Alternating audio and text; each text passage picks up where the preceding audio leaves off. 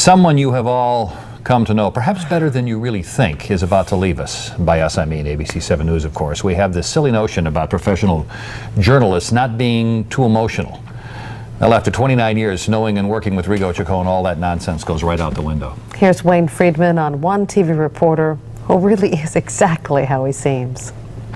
It says everything about Rigo Chacon that as he went to work for the last time, he clutched a telephone in his hand. Reporters tend to walk that way, you know. They live for the next story, though today his walk was more than a little poignant. It's tougher emotionally than I expected. What's tough for him is brutal for us because our friend, our mentor, and at times our conscience has chosen to retire after 29 years at Channel 7. It's as much for us to understand as accept. In many ways, I don't want to leave, but I also can't stay in a job that owns much of my life.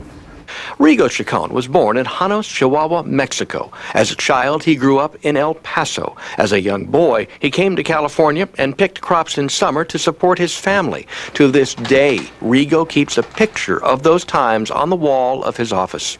It wasn't a long time ago in the sense that I think about it pretty much every day. Rigo knew he wanted to be a reporter at 12 years old. He began in 1971 at KNTV and came to KGO in 1974.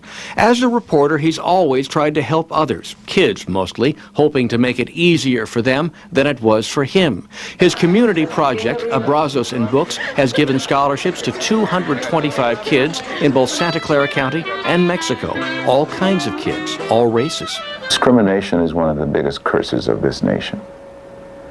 I don't want to participate in that. Unknown to Rigo or us, he filed his last story on election night from Bustamante headquarters in Sacramento.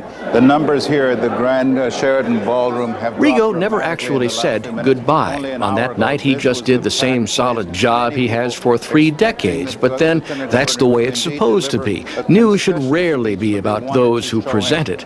But our highest compliment to Rigo Chacon would be to say that today, as he retires, the news is about him.